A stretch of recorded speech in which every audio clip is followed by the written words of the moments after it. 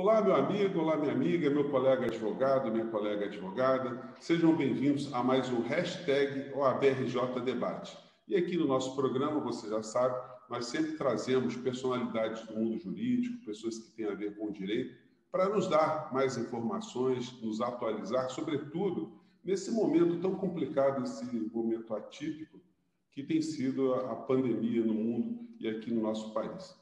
E hoje eu estou tendo aqui a oportunidade de convidar a doutora Estela Aranha, ela que é presidente da Comissão de Proteção de Dados da nossa OAB aqui do Rio de Janeiro. Eu queria agradecer aqui na abertura do nosso programa mais uma vez, um dos grandes incentivadores dessa plataforma aqui, que é o diretor de comunicação da OAB, o doutor Marcos Vinícius Cordeiro. Sem que ele tivesse empenhado aqui em fazer com que a OAB seja cada vez mais transparente, o nosso encontro aqui não seria possível. Mas, doutora Estela, tudo bem? Nós vivemos agora um período onde tivemos aí um mega vazamento de dados, né, de CPF, de pessoas, enfim. Isso é um fato que deve nos trazer preocupações ou foi apenas uma situação corriqueira que acontece no mundo da informática ou da internet? Tudo bom? Enfim, na verdade, nós temos que nos preocupar, sim, inclusive por ser corriqueiro, por estar sendo corriqueiro, é outro motivo de grande preocupação. Nós tivemos este mais famoso mega vazamento de dados, que a gente diz que é o maior vazamento de dados da história do país, que a gente conhece até então, e seguidamente tivemos outros grandes vazamentos, como de companhias telefônicas com números de telefone e outros dados. Esse grande vazamento de dados, que disse que é 220 milhões de pessoas, de dados pessoais que foram vazados, é muito grave, porque não só pela quantidade dos dados, porque ele tem dados cadastrais que você, de repente, encontra em qualquer lugar, mas pela extensão dos dados. Ele fala absolutamente tudo sobre a pessoa, todos aqueles dados que nós usamos para confirmar identidade, como, por exemplo, o nome dos pais, endereços, telefones, que os bancos e outras instituições financeiras, quando você vai contrair um empréstimo, você precisa de uma confirmação de identidade, fala de renda, onde trabalha, imposto de renda, não a declaração em si, mas se pagou imposto, não pagou, classe social, enfim, são muitos dados que dizem tudo e, na verdade, hoje toda a confirmação de identidade que não seja presencial, que você precisa de dados para confirmar, quando você liga para um banco, quando você vai contratar um empréstimo, eles sempre fazem algumas perguntas. E esses dados, na verdade, estão todos vazados. E também, lembrando que a gente está falando de escritório também de advocacia, que os dados das pessoas jurídicas também foram vazados nesse grande vazamento. Então, é claro que a gente não está falando aí de dado pessoal, não é mais proteção de dado pessoal, porque os dados pessoais são das pessoas físicas, mas as pessoas jurídicas também têm essa fragilidade hoje a partir da notícia desse vazamento. Eu, a princípio, achei que era o CPF de todo mundo que tinha sido vazado, ponto. Mas, pela magnitude, parece que o vazamento e a coleta de dados é muito mais profunda. Isso não deveria estar sendo tratado de uma forma mais enfática pelos meios de comunicação? Por todo mundo, na verdade, porque assim, eu tive acesso a uma amostra desse banco de dados e realmente são todos os dados que você possa imaginar que estejam estruturados, né? Isso, cheque sem fundo, também dados que eu chamo de críticos, né? Ou que dizem a respeito da saúde financeira de cada pessoa. Isso realmente tinha que ser tratado. Algumas autoridades abriram investigações para tentar descobrir a origem deste vazamento. Então, nós temos a Senacom, que é a Secretaria Nacional do Consumidor, a Autoridade Nacional de Proteção de Dados, parece que junto com a Polícia Federal está investigando. Mas, paralelamente a tentar descobrir a origem do vazamento, seria muito importante o que a gente chama tecnicamente, a LGPD até trata disso, de um plano de contingência, que são medidas para que os riscos e os danos sejam mitigados. E isso deve acontecer, obviamente, quem vaza os dados é responsável por isso, mas hoje, como a gente não sabe quem vaza os dados, alguém tem que ser responsável por isso. E justamente uma das questões primeiras no plano, né, que a gente tem de contingência é a comunicação aos titulares, os titulares saberem que esse volume de dados foi vazado de cada pessoa e que ele pode estar sujeito a fraude. Para ele iniciar, então, começar a prestar atenção quando ele começa a receber ligações de confirmação dos dados, começa a receber mensagem, e-mails pedindo para você clicar em links, porque um outro nome técnico também eu vou usar que a gente chama, né? Uma das questões que mais geram fraudes é o que a gente chama de engenharia social, que é, na verdade, você chegar e contar uma história e pedir mais dados, pedir outras coisas. E você tendo esses dados, facilita, por exemplo, se eu ligo para você, tenho dado que você comprou um automóvel, isso são dados que lá podem estar disponíveis, né? Ou que você tem determinado automóvel, são dados que são vazados. Eu ligo aqui da concessionária, eu tenho o nome do teu carro, eu tenho o teu endereço, eu tenho tudo. Eu falo, assina aqui, enfim. Você vai se convencer, porque tem todos os seus dados. Se eu ligo e falo, sou o gerente do seu banco. Isso aconteceu até comigo. O teu banco aumentou o seu crédito. E a pessoa tinha um monte de dado, né? E eu falei, olha, eu não passo dados por telefone, eu vou ligar para minha gerente, eu liguei para minha gerente, não estamos sabendo de nada, né? Então, mas é fácil você acreditar num golpe desses, porque você vai falar, mas você é do meu banco, e ele vai falar a tua conta, os seus dados, nome da mãe, do pai, seu endereço, tudo da sua vida. Então, fala, bom, é o meu banco, porque ninguém tem tanto dado assim. Então, por isso que as pessoas têm que saber o tamanho deste vazamento e o impacto que ele tem para você evitar justamente a passar seus dados por todos esses meios de fraude que pode existir, que podem ser por mensagens, podem ser por e-mails e também por telefonema. Agora, uma questão que preocupa todo mundo que tem conta em banco é se os dados, as criptografias, os sistemas de segurança de banco, eles também estão vulnerabilizados. Por exemplo, se eu tenho um aplicativo no celular e utilizo por identificador facial ou por uma senha, enfim, se esse sistema é seguro ou se ele também ficou sob risco diante desse vazamento? Neste vazamento específico, a gente não teve vazamento de senhas, mas a gente sabe que em outros tem. E o nosso sistema bancário tem uma segurança mais robusta, mas como os dados ficam nos celulares, o mínimo que é importantíssimo fazer, sempre em todos os aplicativos de banco, é ter um duplo fator de autenticação. Porque se eventualmente ele te roubou uma senha ou tem algum dado, você tem uma segunda confirmação. Então, você torna mais difícil essa fraude. Geralmente, todos os aplicativos que são importantes ou que têm transações financeiras, ou mesmo esses serviços de mensagem, hoje a gente vê muito nessa coisa de invasão de WhatsApp, de Instagram, Twitter e outras redes sociais, você tem esse duplo fator de autenticação. Inclusive, o próprio celular, você também pode ter nele, né, quando você acessa. Então, é super importante, isso não só por causa do vazamento, mas para sempre a gente ativar esse duplo fator de autenticação. A questão de senhas também, porque, na verdade, as senhas, para serem seguras, além de ter um número caracteres grandes, você misturar letras, números, caracteres especiais, é preciso que você troque elas com frequência, porque o vazamento de senhas é algo muito fácil, muito comum. É muito comum entrar e roubarem as senhas, né? Então, isso tem que ser uma prática corriqueira. Na verdade, o que a gente chama é uma cultura de segurança de informação nos nossos escritórios, né? Nos nossos sistemas dos escritórios, mas nos nossos aplicativos pessoais, no nosso telefone, etc. Você ter uma frequência certa de trocar a sua senha sempre é sempre muito seguro. Porque é muito... quando você entra nesses sites ou que você olha vazamento de senha, é muito comum vazar senha. Então, essa troca constante e números complexos, você nunca vai colocar número do aniversário, aquelas coisas óbvias, né? 1, 2, 3, 4, mas senhas complexas, longas, porque quanto mais longa, mais difícil quebrar. E uma mudança constante é super importante. E, obviamente, se você conseguir memorizar, é muito melhor do que você tê-las anotadas em algum lugar. Então, tem que pensar numa técnica aí para você conseguir fazer tanta senha. Uma questão também que tem sido noticiada é a venda, a comercialização desses dados. Isso é crime? Quem compra banco de dados vazados está sujeito a alguma sanção ou isso aí está num vácuo jurídico? Isso não tem nenhum tipo de regra que cuide desse tema?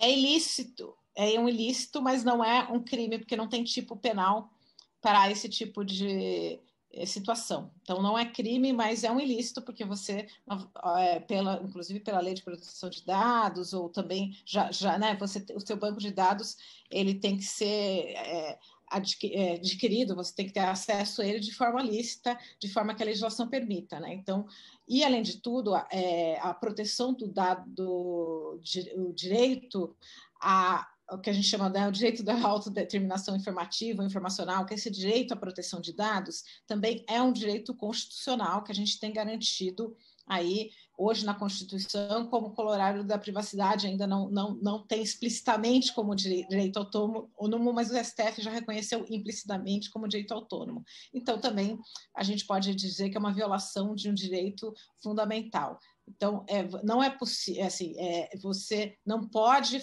usar esses dados que são comercializados, obviamente, eles são usados ilegalmente. Uhum. Então, outra coisa importante... Pode falar, pode falar.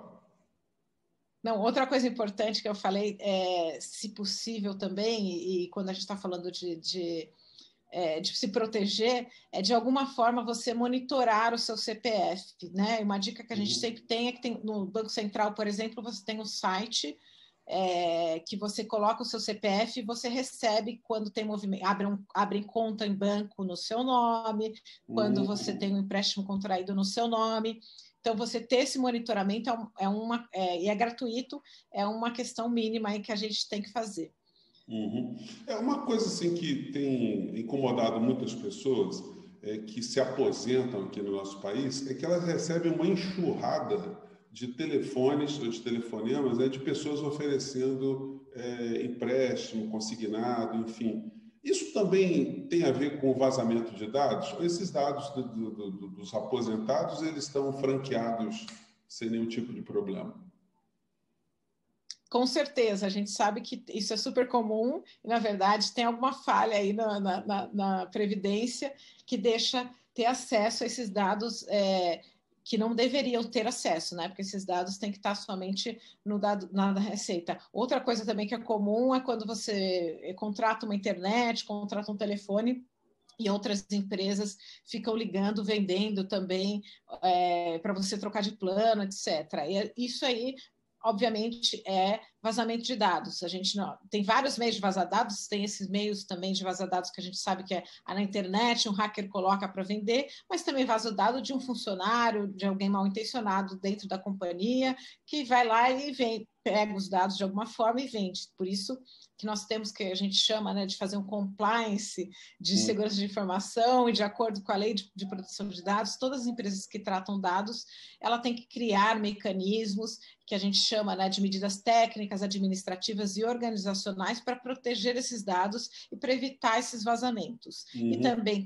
para quando esses vazamentos ocorrerem, para que os danos sejam mitigados. Então, você ter menor número de dados e enfim, uma série de medidas que você, eventualmente, se tiver um vazamento, porque às vezes o vazamento é inevitável, né? E essa coisa de hacker tal, por mais que a gente corra atrás, eles sempre estão na frente.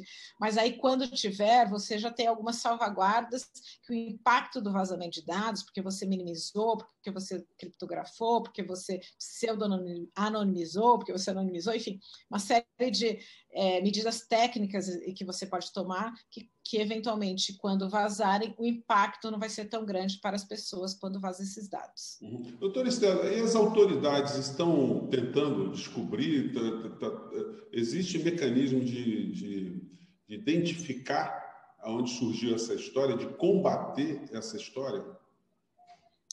Existe, a gente tem, né, hoje existem investigações abertas desses grandes vazamentos, não são fáceis, eu acho que a gente tem um problema também que não a gente tem alguns órgãos preparados para fazer essas investigações, mas isso não é generalizado, e a gente tem crimes relacionados à questão de internet, e esses sistemas todos online em todas as esferas hoje, né? A coisa mais comum que tem são crimes em relação à internet. E hoje a gente só tem ou é delegacia especializada, ou é o Ministério Público, tem um grupo especializado, sempre muito especializado. Na verdade, hoje a gente tem esse tipo de violação, seja ilícito ou seja crime, de forma generalizada, né? Então, acaba que fica um pouco difícil pelo volume de problemas online que a gente tem e pela capacidade das agências policiais, das agências que tem que tomar conta disso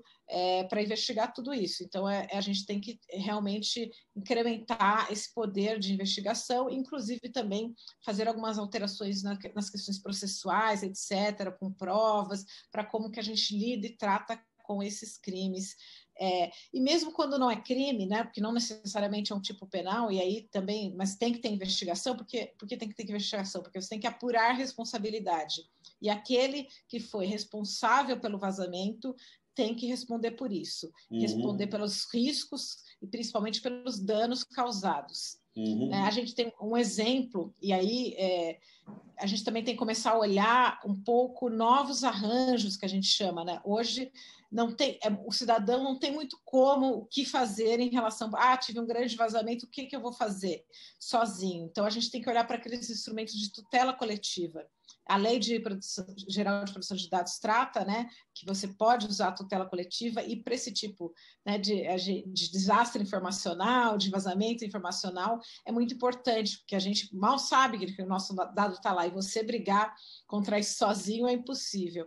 Então, trazer instrumentos de tutela coletiva para poder conseguir atuar por toda a coletividade que teve seus dados vazados. A gente compara esse grande vazamento que teve aqui, é um caso que teve nos Estados Unidos uns anos atrás, inclusive era até uma empresa de burô de crédito, né, porque tem dados de burô de crédito nesse vazamento, que chamava Equifax, e na verdade, enfim, foi um vazamento desse tamanho, magnitude, menor até, um pouco menor, e eles fizeram um grande acordo, um acordo milionário, e na verdade foi até o órgão de defesa do consumidor que fez. E essa empresa foi condenada a pagar todos os custos de todos os processos necessários para as pessoas restaurarem minimamente, né, o seu direito que foi violado, porque, na verdade, para você cuidar de roubo de identidade, cuidar desse tipo de fraude, você gasta muito tempo, você gasta dinheiro, você gasta honorários advocatícios, eventualmente,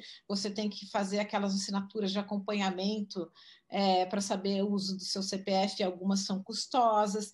Então, essa empresa foi condenada a pagar, inclusive, as horas gastas para você resolver problemas relacionados a roubo de identidade, honorários dos diversos tipos, né? Porque às vezes você tem que tirar certidões, etc., para provar que não foi você que fez aquela compra, você tem que entrar na justiça, você tem que acionar um monte de coisas, você tem gastos aí de custas em relação a isso, e também, obviamente, os danos materiais que estão envolvidos aí no vazamento. Então, a gente pensar esse tipo de forma, né? Primeiro, o poder público atuar, porque não tem como, são volumes muito grandes, isso afeta todo mundo, todos os cidadãos como direito, afeta a economia, afeta o mercado, porque a gente está falando de riscos do mercado de crédito muito grandes, e usar essas possibilidades, instrumentos de tutela coletiva para trabalhar isso e coletivamente, e não recair sobre cada um dos cidadãos, na verdade, todos os deveres que você tem, que vão ser impostos para que você não tenha problemas com o seu CPF, porque é muito injusto, né? Cada cidadão ficar correndo atrás com o seu tempo, com o seu dinheiro, etc., de um vazamento que não deu causa.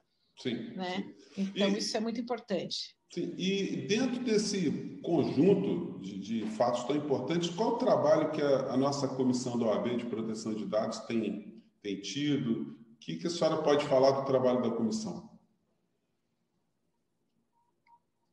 A gente, enfim, a Comissão de Proteção de Dados, a gente tem atua em vários trabalhos, nós temos trabalhando desde a questão que é super importante, que eu acho que eu não falei um pouco aqui, que é central, que é de criar uma cultura de proteção de dados, e a gente está fazendo isso muito ativamente, porque, na verdade, a proteção de dados, na verdade, a gente tem que trabalhar muito com prevenir os danos, porque uma vez que os dados já foram vazados, a gente, como um um acidente, os danos já aconteceram, né? Como, por exemplo, um dano ambiental, quando acontece um acidente, já aconteceu. Então, você tem que trabalhar na prevenção. E uma das questões centrais na prevenção é uma cultura de proteção de dados e também uma cultura de segurança de informação. E a gente não tem tradição nisso e temos, enfim, questões aí, problemas relativos a isso, tanto no setor privado quanto no setor público. Então, a gente trabalha muito fortemente, né, tanto na formação de advogados, quanto nos debates, quanto na produção de materiais e também na conscientização da necessidade dessa cultura de proteção de dados e também acompanhando todos esses vazamentos e cobrando todas essas medidas aí também das autoridades públicas que precisam atuar diante da gravidade, né, desses fatos, porque os fatos são muito graves. Então, a gente tem que... claro que já foram tomadas algumas ações, mas sempre cobrar mais e tentar divulgar mais, né, a história também, né, não só do vazamento, mas do impacto que tem esse vazamento, como também cobrar uma atuação para que não sejam, só os cidadãos sejam onerados com isso, né? E assim, é claro que as empresas, quem tem que ser responsabilizado é a empresa que vazou dados, mas enquanto não se descobre quem vazou dados, tem medidas que podem ser tomadas para mitigar esses riscos, né? A primeira delas é isso, né? A gente saber entender o tamanho do problema e todo mundo estar prevenido para quando vier essas tentativas de golpe e fraudes, você já ter, né? Olha, eu não, por exemplo, qualquer um que por mais confirmações que a pessoa dê, eu não posso passar meus dados por telefone. Então, se alguém te liga e fala, olha, eu preciso dos seus dados para fazer isso, você diz, tudo bem, então eu retorno para minha gerente, para a loja, para quem quer que pediu, e aí eu pergunto se realmente estão precisando disso, é isso que eu preciso passar. E é isso, né? Não clicar em links, não preencher questões, cuidado com o WhatsApp, essas coisas são muito importantes. Doutora Estela Aranha, presidente da nossa Comissão de Proteção de Dados da OAB do Rio de Janeiro, muito obrigado por ter nos honrado aqui com seus conhecimentos. O programa foi de grande utilidade, não só para a advocacia, mas para as pessoas que estão pesquisando o tema. Os alertas foram muito importantes e é muito bacana a nossa OAB ter uma área preocupada, né, com esses assuntos. Se você gostou aqui do nosso papo, divulgue os nossos vídeos, acompanhe sempre o canal aqui da OAB, os nossos sites relacionados aqui à cidadania. E se tiver alguma dúvida, alguma crítica, envie para nós aqui, porque a sua opinião aqui é muito importante. Doutora Estela, muito obrigado e até o nosso próximo encontro.